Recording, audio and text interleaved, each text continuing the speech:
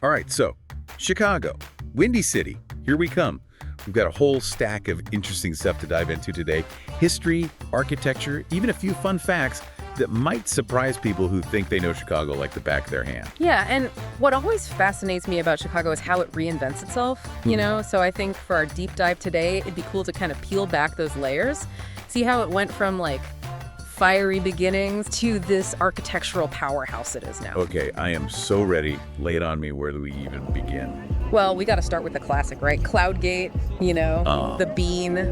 It's iconic. But here's the thing. It's not just a photo op. This thing is massive. We're talking the weight of two Boeing 757s. That's how much steel is in that sculpture. Wait, well, hold on. 2 757s. Seriously? Yeah, no joke. And the crazy part, it's seamless. 168 stainless steel plates, all polished up, fitted together so perfectly you can't even see the seams. That's wild. I've always wondered about those reflections underneath it, though, like you're stepping into another dimension. Let's deal with that. Right. It's trippy. So there's this thing called the omphalos, basically a concave chamber hidden below the sculpture.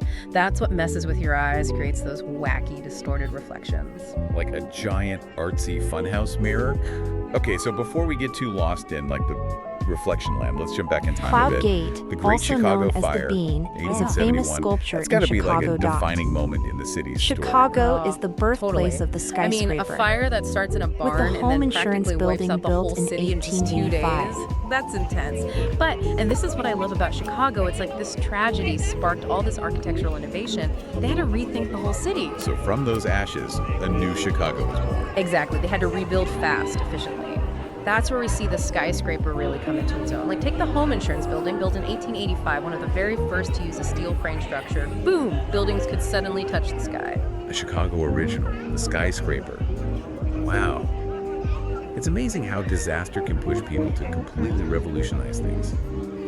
But it wasn't just about going vertical, was it? I mean, the fire completely reshaped the layout of the city too, right? Absolutely. I mean, after the fire, they imposed that grid system Chicago is famous for, Yeah. It's so easy to find your way around, even if you're a first-time visitor. It seems simple, but that grid was a direct result of that fire, made rebuilding so much smoother.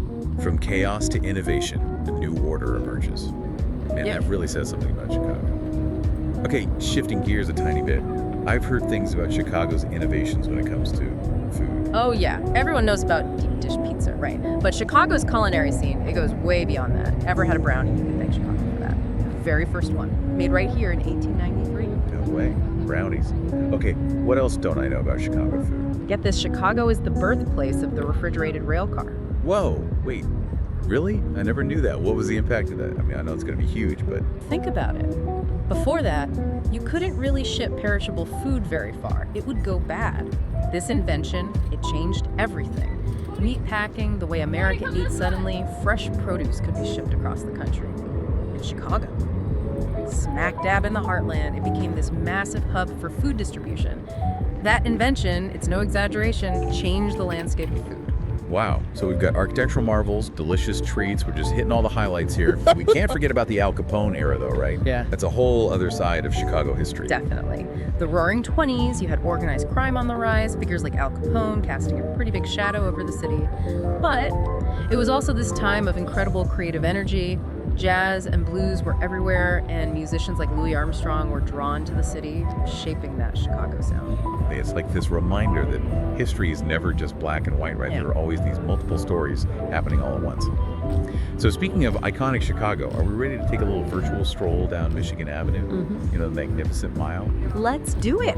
But just so you know, it's more than just fancy stores. We're talking architectural gems, like the Wrigley Building, built in the 1920s. It's beautiful, a real testament to that Chicago style. From horse-drawn carriages to, the highest-end boutiques, talk about a street that's seen it all. And while we're in the neighborhood, we got to talk about the Michigan Avenue Bridge, right? Oh, for sure, an engineering masterpiece. Yeah. This double-decker bridge, finished in 1920, get this, it opens up, ships can pass right underneath. Hold it, wait, it splits in half. How often does that even happen? Several times a week, actually. The Chicago River is still very much a working waterway, but yeah, seeing that bridge lift up for a ship is quite a sight. Okay, that is going on my Chicago bucket list right now. But hold on, one more thing before we leave this architectural wonderland. What's the deal with the Tribune Tower? It's got something to do with travel. I got it. This is cool.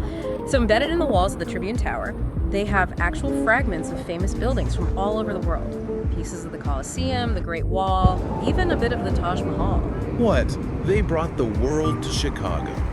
That is some serious design inspiration. It's a great story. Back in 1922, the Chicago Tribune held this competition. They challenged all their foreign correspondents to bring back little pieces of history. That's incredible. Talk about a global perspective. Yeah. So we've got pieces of history, stunning architecture. I got to know, what other hidden gems are hiding in plain sight in this city? Yeah. Let's keep going. Oh, Chicago's full of surprises, believe me. Speaking of surprises, we gotta mention the Willis Tower. You know, what used to be the Sears Tower? Oh yeah, the Willis Tower was the tallest building in the world for a while, right? Yeah. 110 stories.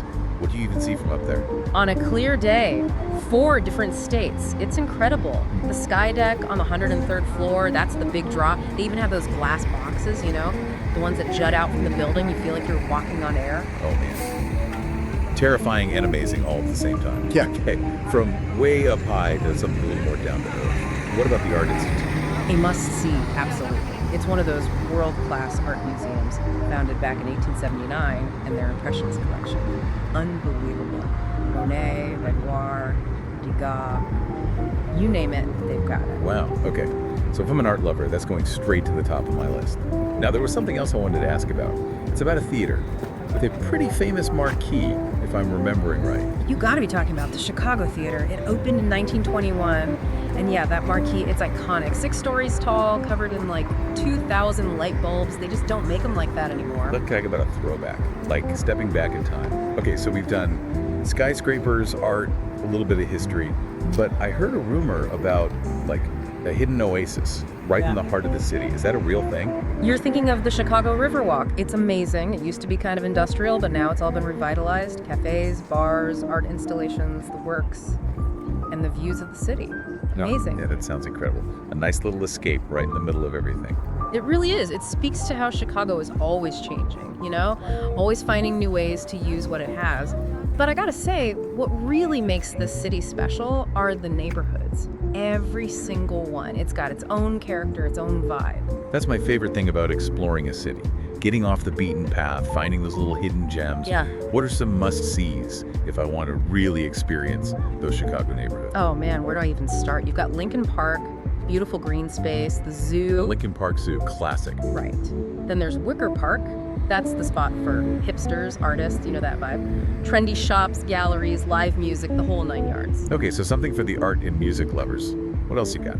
Well, there's Hyde Park, University of Chicago, the Museum of Science and Industry. That's one of the biggest science museums in the world. They've got everything from a German submarine to a whole coal mine. Then you've got Chinatown, of course, with amazing food. And Little Italy. Those bakeries. Don't even get me started. The food. Oh, man. So much diversity, so much culture. It's not just the places, though, is it? It's the people. The ones who call Chicago home.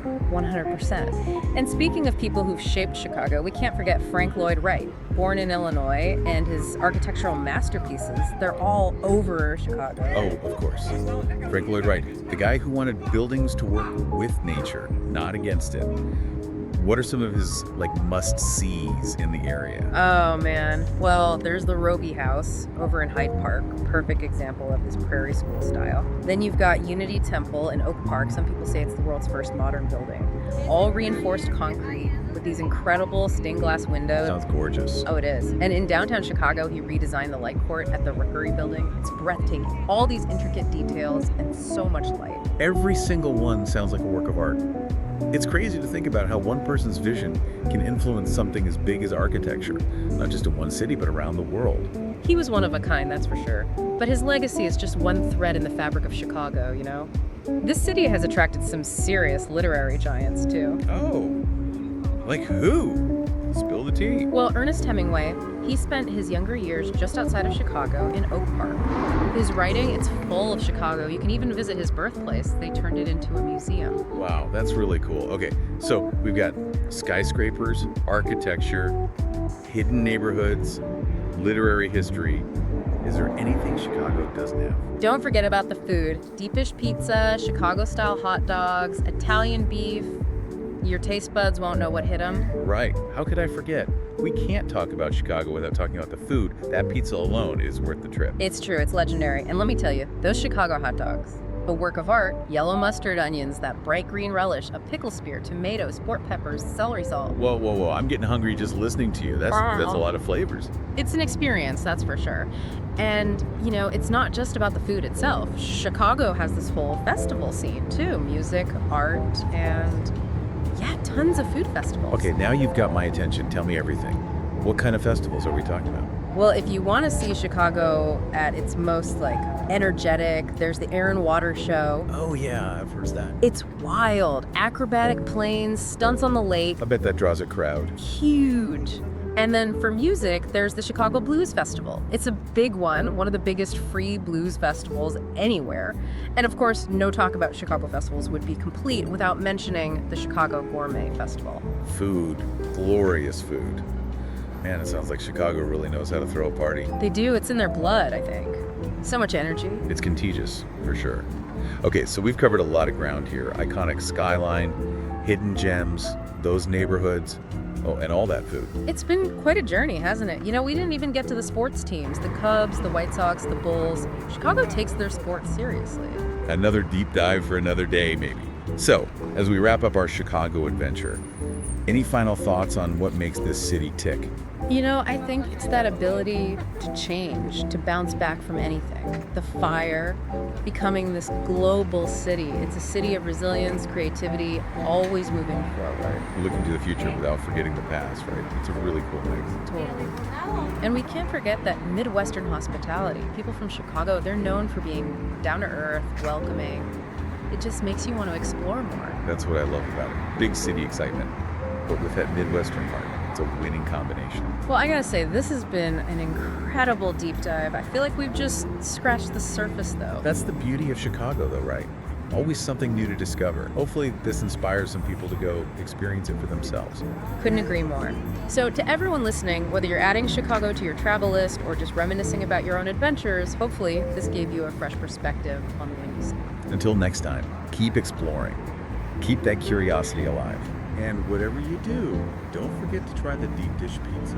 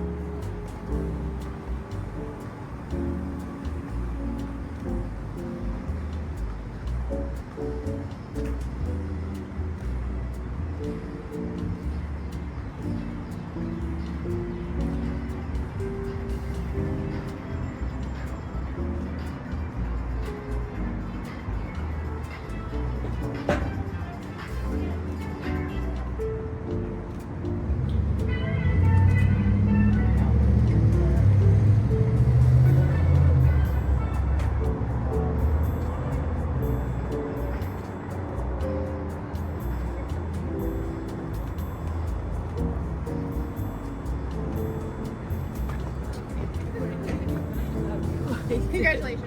Thanks.